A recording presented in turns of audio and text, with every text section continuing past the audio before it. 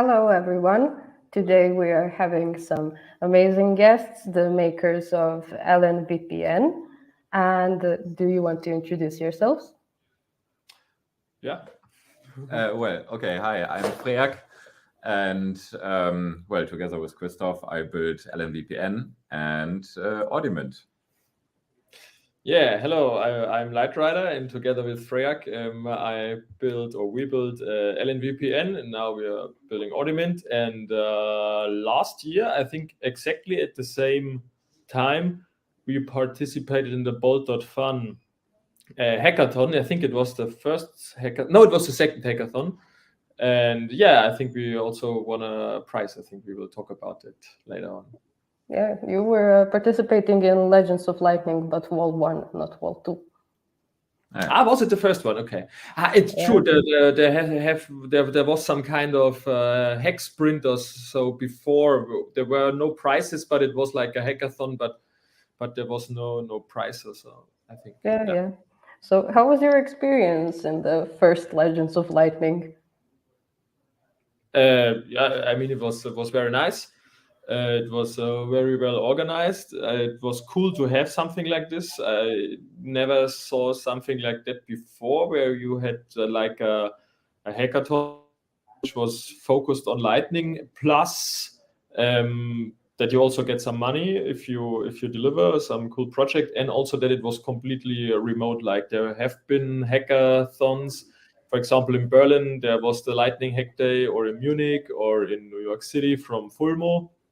But I don't know if there was something like this fully remote. There have also been some hack sprints from Fulmo fully remote during the pandemic, but like I've never seen like a real hackathon over such a long time. I think it was 1 month or so, fully remote with some money from Fulgur Ventures, I think was one of the sponsors. And then also there was this African Bitcoin conference last year, which is also taking place right now, and they also sponsored some, I think. And I think we won in the African track. Yeah.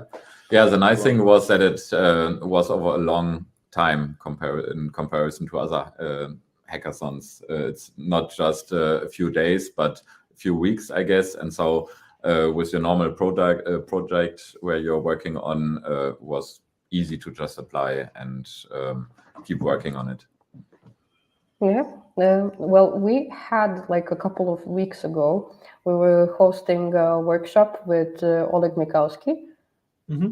And it was called Funding in LN Space. And the speakers were actually mentioning your project from the last year, so LN VPN, as a really good example of making and building in public. So I don't know if you know about that or if anyone mentioned it to you, but yeah, you can check it out because you are mentioned.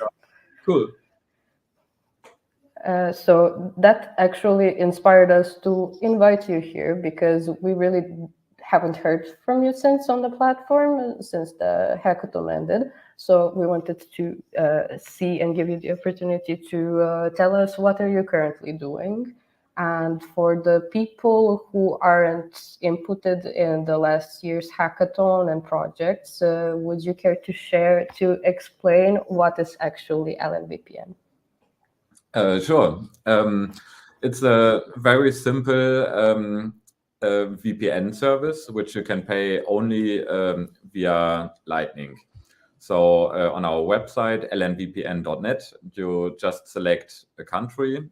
We have about 15 different countries, different end nodes available.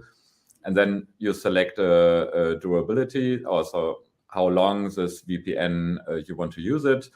It starts with 1 hour, which costs 10 cents. And then you can select 1 day for 50 cents and up to a quarter for $9. And then after paying the invoice via Lightning, you immediately get the configuration of the WireGuard VPN as a QR code as well. So you can import this with the WireGuard app on your cell phone or on your laptop, on your MacBook, whatever. You can use this WireGuard standard VPN everywhere. And the nice thing is that you can just choose to use 1 hour for 10 cents to try it out if you need it on demand. Yeah.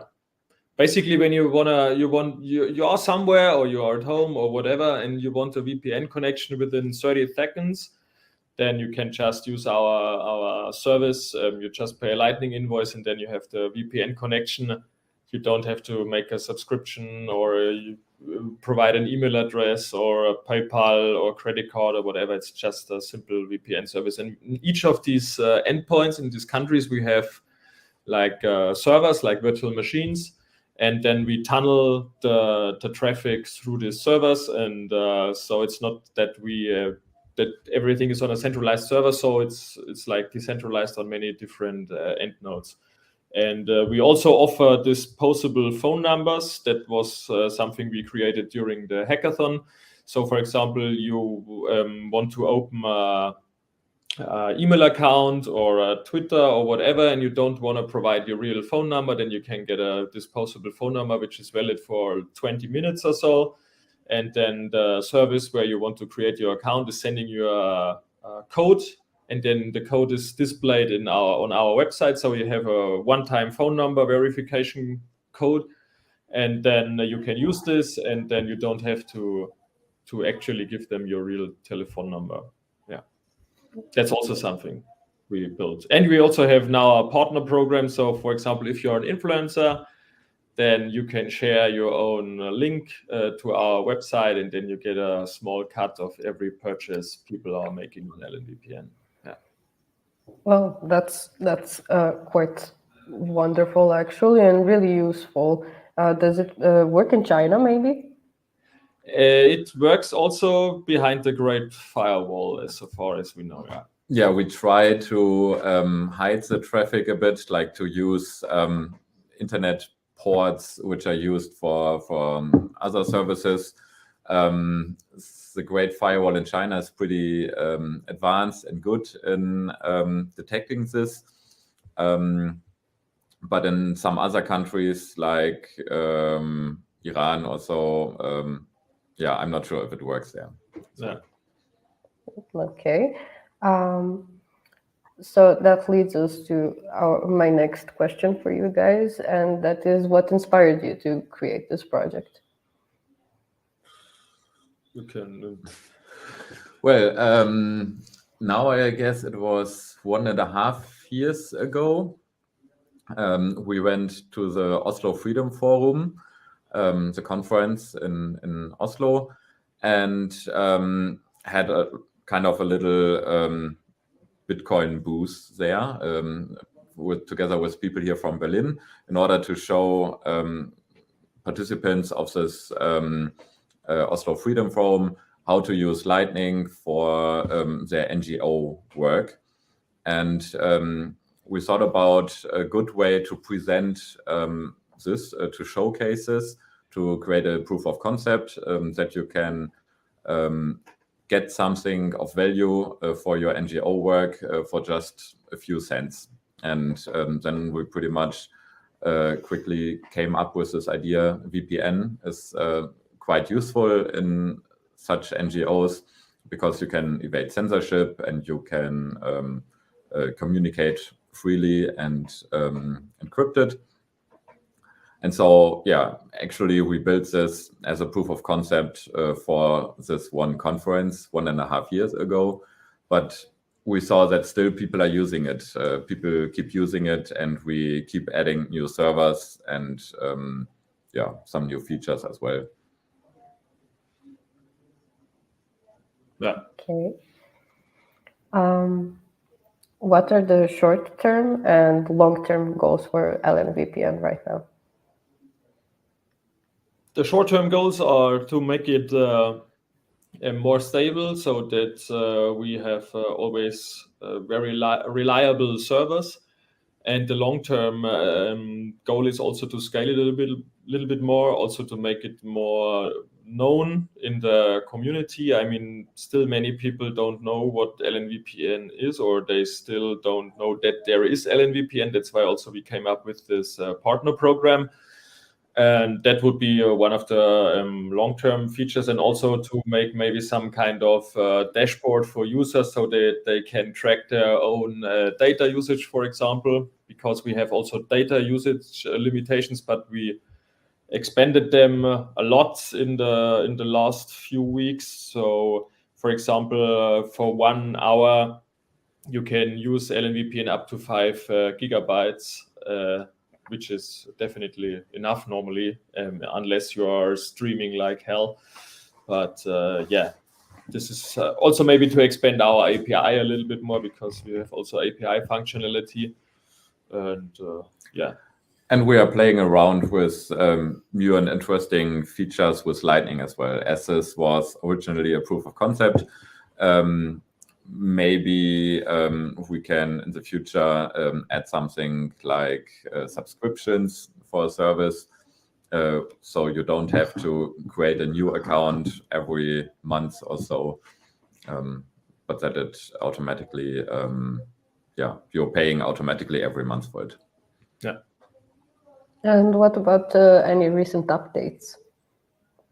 Any recent that you already updates? made? It was our partner program, and also that we expanded the data usage limit.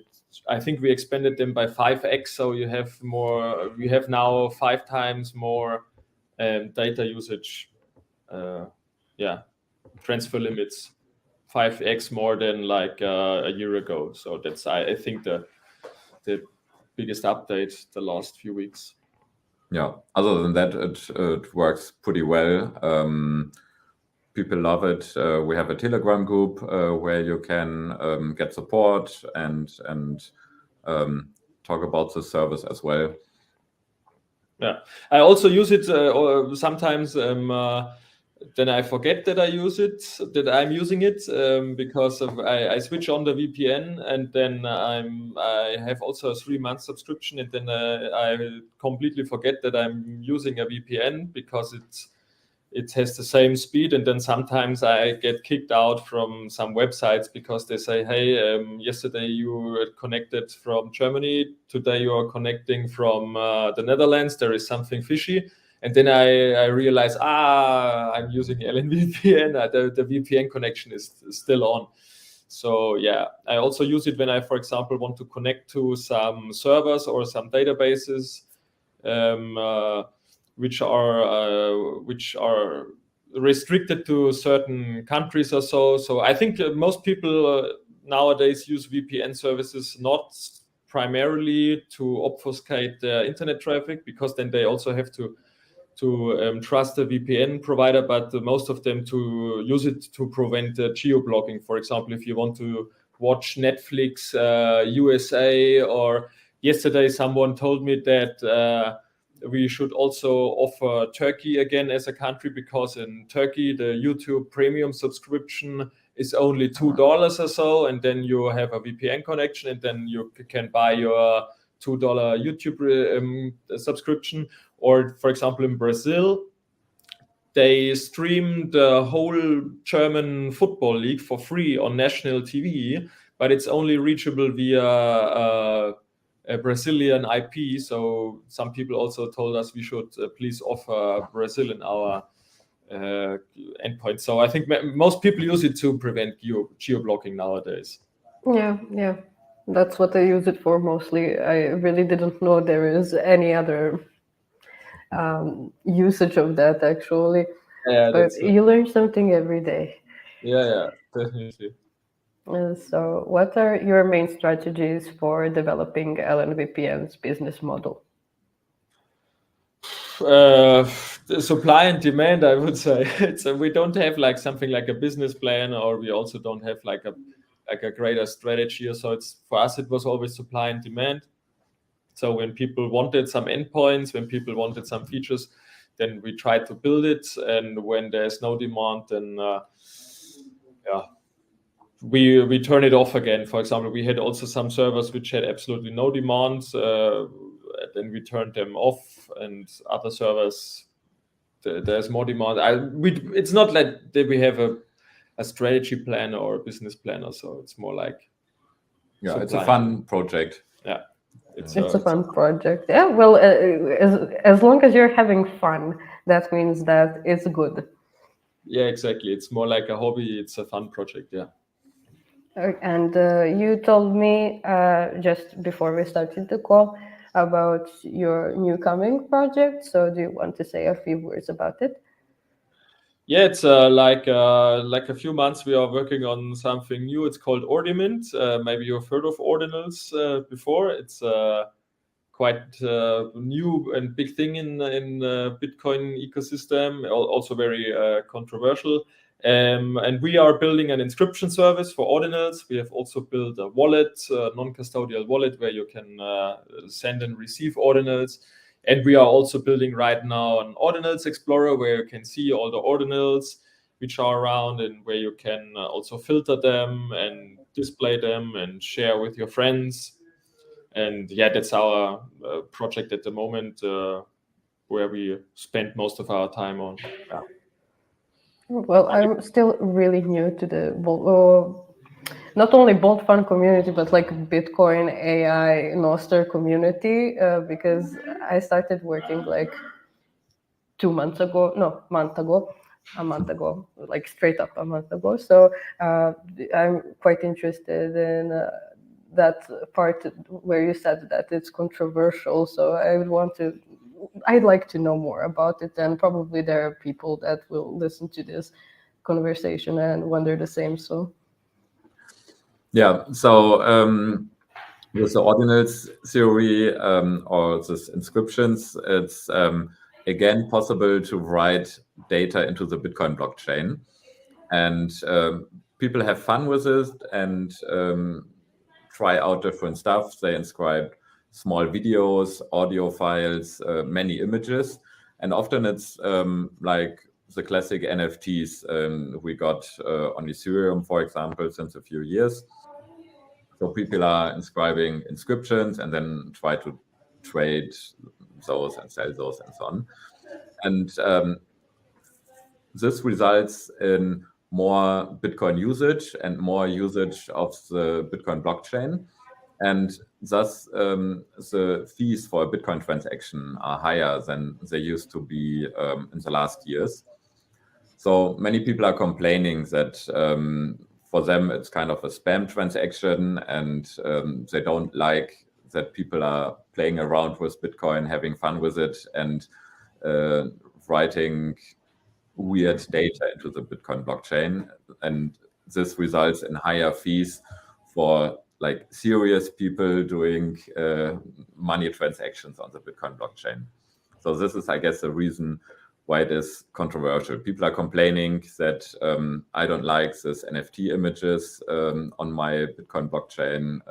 Please stop doing this, so my transaction fees are low again. Yeah. But we are responsible for the high fees at the moment. Maybe you have heard of that at the moment there are very high fees on the Bitcoin blockchain. yeah, exactly.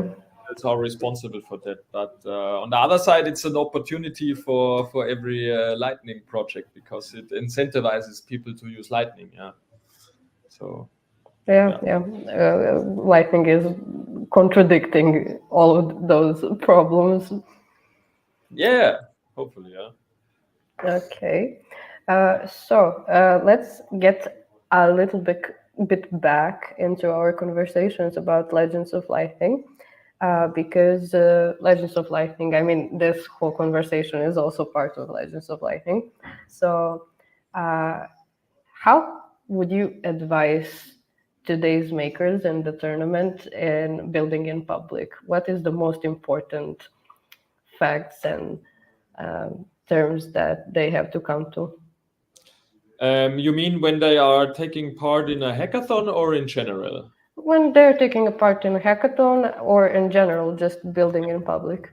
I mean, when you're taking part in a hackathon, then it's really important to focus on something which has a lot of output. Yeah, it's to focus on the things, maybe you've heard of the Pareto, that 20% of your input are 80% are responsible for 80% of your output. So you always have to focus on these 20%, to find these 20%, to be very efficient with your time. So focus only on one feature you want to build. For example, for us, it was last year the disposable phone numbers. but focus on this one feature. But this one feature is very good to show to the public because you can build it within 1 month, and then be also very transparent about what you are doing right now. So write always blog posts when you have a major update or so. Like we did last year, we wrote I think 3 or 4 blog posts.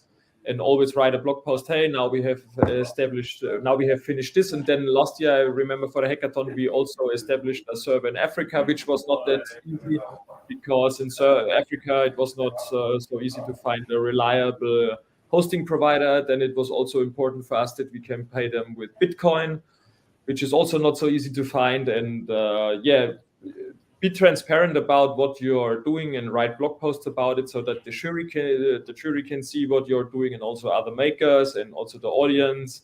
I think that's important, and focus on something which has a lot of output for hackathon. So don't focus on something which has only a little bit of output but has needs a lot of work. Yeah, so don't do something like restructuring or refactoring of your code base during a hackathon, because that's not very useful. Yeah. And I would say in the Bitcoin or Lightning community, it's an open source community. So people are pretty used to already building public on GitHub.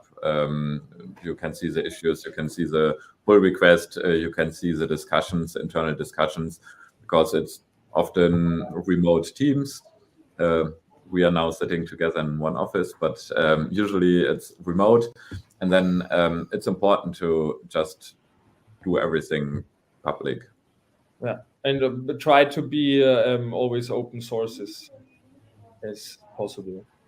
I think people appreciate it when you build your stuff open source. And also, if you're lucky, then someone likes your project and also helps you. And I think that's the best thing that can happen to you. As we all know, the biggest obstacle for many companies is to find talented people, to find people who want to work, because there are not so many IT people, and also IT people with also background in Bitcoin. It's nearly impossible to find those people, and they work for you or work with you on an open source project. I think that's the best thing that can happen to any project to get new contributors. So try to be open source and invite other people to help you. Then maybe you're lucky and get some help.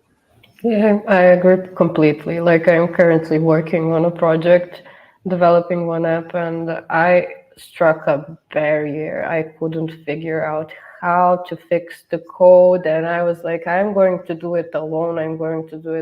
But like 2 weeks later, nothing. And then I started building in public and reached out, and like in half an hour the whole problem was solved because of the people that know much more than me. So that's great. And now I have collaborators, so that's wonderful. It's wonderful when you know that you're not alone.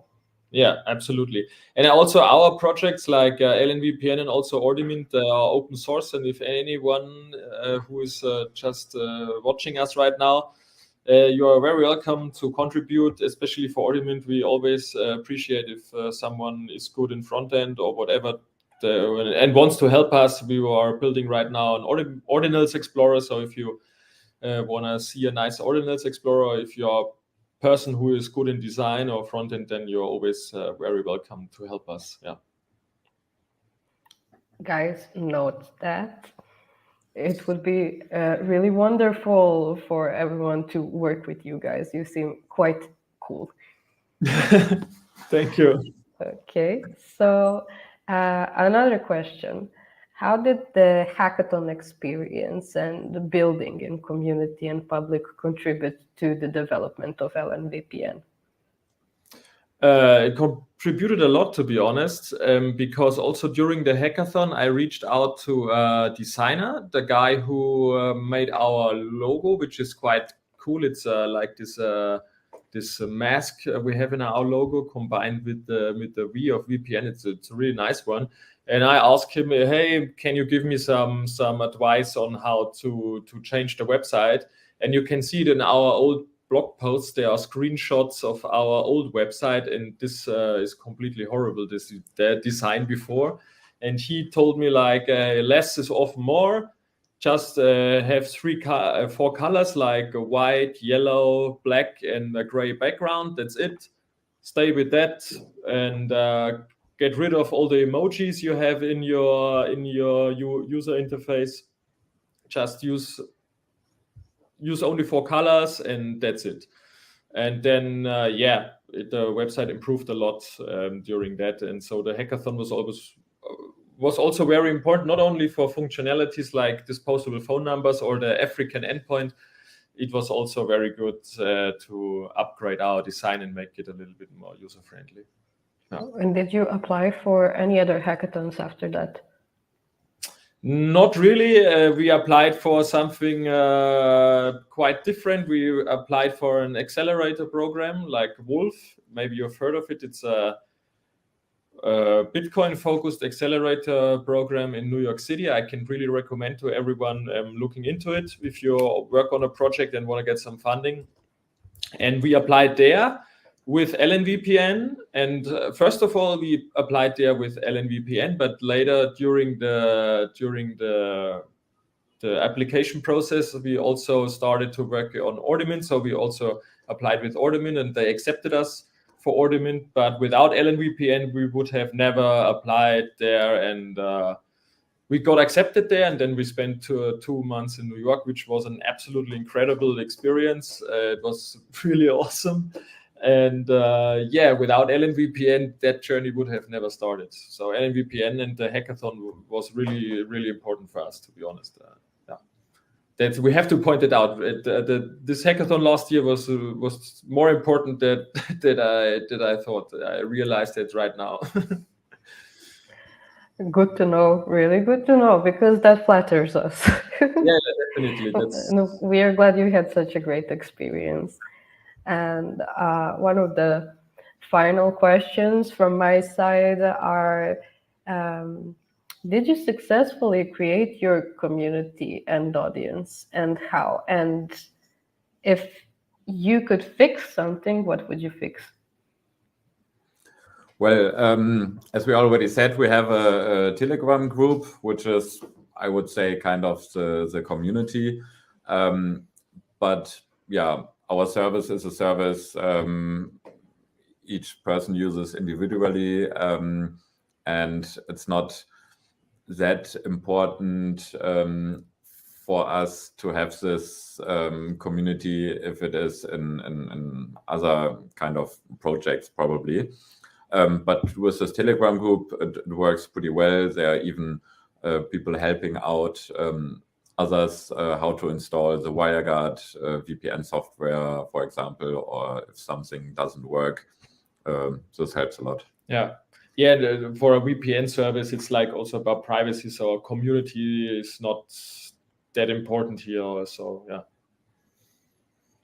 Okay. So the engagement is okay related to LN VPN. And about your other project? For the other project, community is more important, especially when it comes to the ordinals community. But we haven't started really building a community or so. Maybe we should use bolt.fun more for that. I think your platform is not that bad for building a community, because there are a lot of people on your website. So that's maybe a good reminder to update our profile there. I think we have also for Ornament a profile on your site. I think it's a good reminder to update that. Well, I'm glad to hear that, because I would really like to follow on our feed page what are you guys doing, and for all of your new projects, and maybe you can apply to a new hackathon that will probably be very soon. Oh, cool. Is something planned already, or? Well, we have some things in plan, but I can't speak about that right now. You know? It's okay. Yeah, until it's definite, because I might jinx it. Okay. No problem. But Legends of Lightning will be here every year because it's our project. I mean, we get help and funding from our sponsors, such as Fulgur Ventures. But yeah, it's our project, so, and it's our hackathon. So I promise you, Legends of Lightning will repeat. Cool, very cool. Okay, so that's it from me. Do you maybe want to mention anything else, message to other makers or something about other projects? I think that's it. I've said everything from my side. I really recommend everyone to check out the Bolt.fun hackathons, check out the Wolf Accelerator. These are absolutely great tools for builders. If you're a developer, check out this stuff. They are really helpful. Yeah. And you never know what can happen out of a fun project you did for a hackathon, and then afterwards it's your full-time job or something like that. That's so important. That's so important to know. I think many good projects start as a hobby project, and then later on they grow and get more successful and get customers or whatever, get maybe funding or get revenue. But on the other side, many people start with a business idea and then they fail. But sometimes hobby projects are really successful. Yeah. That's wonderfully said. So, okay, guys, I'm going to let you go do your thing, and I hope to see you on the Bolt.fun platform and soon in some another hackathon. Yeah, hopefully. Okay. Bye. Goodbye, guys. Ciao. Bye.